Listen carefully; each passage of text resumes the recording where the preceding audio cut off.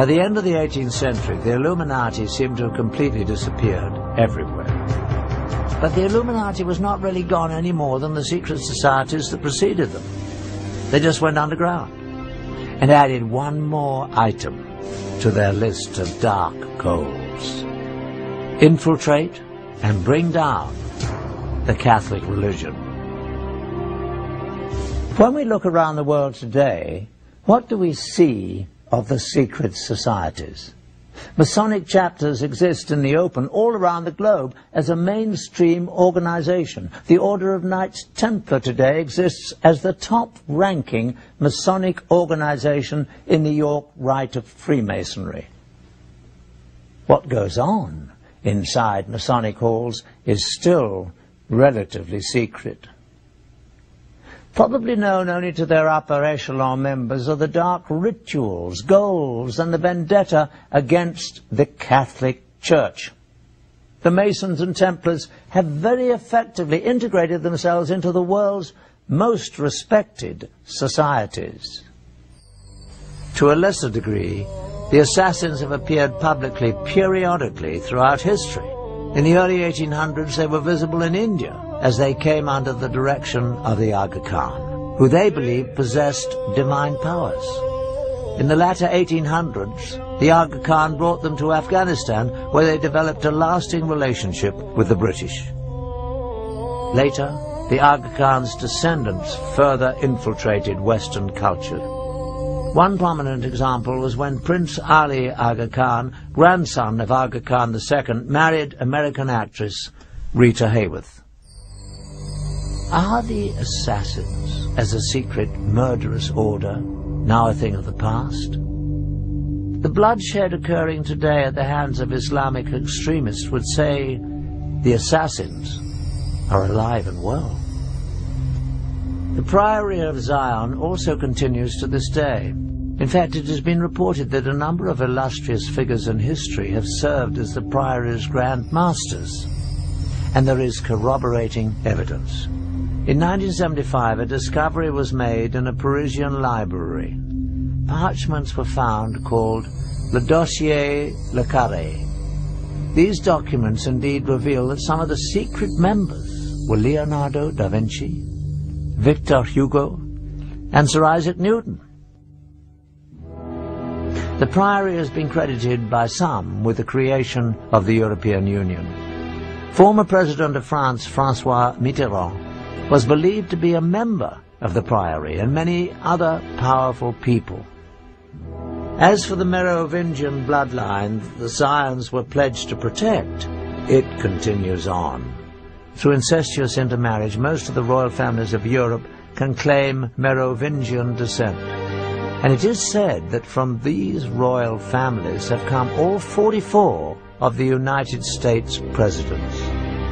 These connections around the world through the Priory of Zion provided the Illuminati with the means to influence politics and power around the globe. But what about the most secret society of them all? Adam Weishaupt's Illuminati, the brotherhood that vowed to bring all the other secret societies together to control the world. Is it still actively pursuing its diabolical plan of world domination? Indeed, shocking new facts that we have uncovered reveal that it is stronger than ever today. Studying a top-secret society is much like studying the currents of a lake. The ripples on the surface give us clues to know what is going on in the darkness below. The Illuminati's grand plan required that it infiltrate the governments of all countries around the world. In our extensive investigation, we focused on just one target, the former Soviet Union, to see how it was manipulated by the Illuminati. An effective way to gain control of a government would be to penetrate its intelligence structures. Newly released information from the files of the KGB provides some unprecedented insight. Now that the Cold War is over, some highly classified information is being smuggled out of carefully guarded vaults in what used to be the Soviet Union. With the change to a market economy here, many items never before available to Russians are finding their way to the black market. They say that everything is for sale in the new Russia, including state secrets and the spies who kept them. After the collapse of the Soviet Union came the dissolving of the KGB. The new government formed its own new security and intelligence agencies, employing many of the old KGB personnel, but leaving many without jobs. Even those with employment were often not paid as promised. We found that many former KGB employees were eager to give first-hand accounts of their classified activities within the agency for the right price. However, when the subject of the Illuminati was introduced, no amount of money could induce anyone to talk about it. We took this as a definite sign that we were on the right track and getting dangerously close to uncovering the presence of the secret brotherhood within the KGB. The former KGB employees were willing to direct us to black market sources where we might obtain further information, but at our own peril. Though most leads proved to be ultimately unproductive, we found that with perseverance, money and a bit of luck, it is possible to acquire classified Soviet documents. Using a hidden camera, we recorded numerous meetings over a period of months in which we attempted to obtain relevant materials. This transaction between one of our Moscow contacts and black market dealers proved to be one of the more successful ventures, though as you'll see, not without a few tense moments.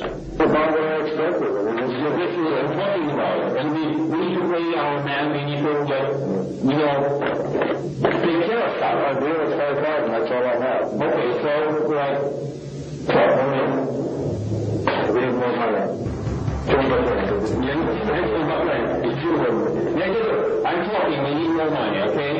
But we can get, okay, let's do that. Like, give us 5,000 and that's okay, and the rest you can give, like, tomorrow, the next day, like, whatever. 5,000 is the idea, like, that's it, I can't do that. This is that was all I have. Okay, so we'll take 200 and hey, run up!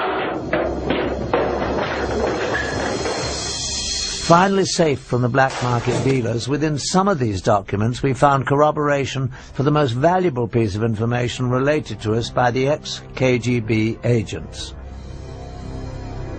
Just as we had been told, indeed, the KGB carefully recorded their activities in documents, films and tapes. And these were kept in storage in a holding facility beneath the KGB headquarters under the highest security.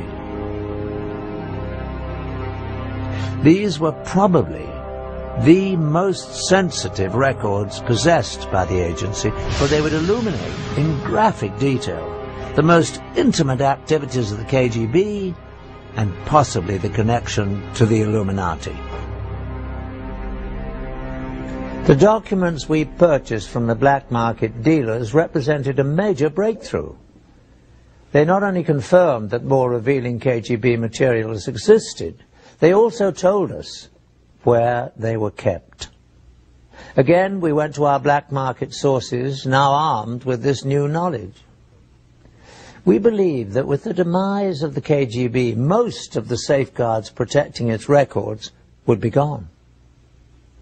Someone out there must have the knowledge and access to be able to supply them to us for a price. Over the course of the next 5 months, we employed our sources to try to obtain specifically these top-secret records of the KGB. This transaction between one of our Moscow contacts, an interpreter, and a local black market dealer yielded astonishing results. The location of this meeting is a textile factory in the Zakorniki district of Moscow. This is the office of the Russian entrepreneur who owns the plant and uses it for both legitimate and illegal business. After introductions and some initial small talk, the dealer is asked whether the KGB materials are on the premises.